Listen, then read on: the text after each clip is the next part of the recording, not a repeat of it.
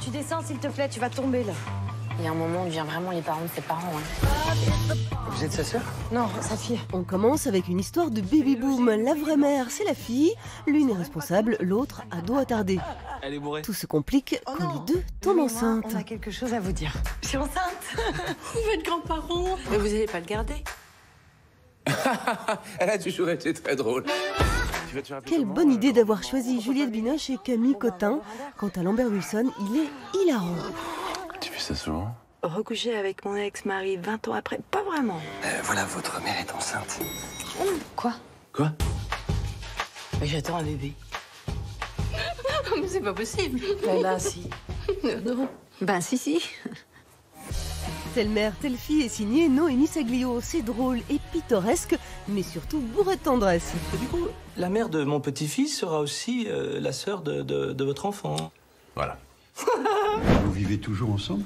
Beaucoup de couples divorcés vivent sous le même toit. Ah, c'est monnaie courante.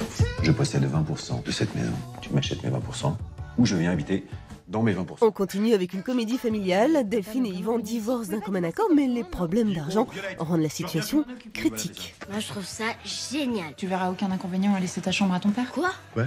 Tu peux venir voir? Tu viens voir tout de suite. Tout ce qui est là, t'y touches pas. Ça, c'est ta partie. 20% de la maison, 20% du frigo. Le film surprend, mais on s'amuse beaucoup des situations parfois un peu dingues. J'ai soif. Louise Bourgoin et Gilles Lelouch sont irrésistibles. Qui c'est qui ramène des mecs à la maison pour faire des plans à trois?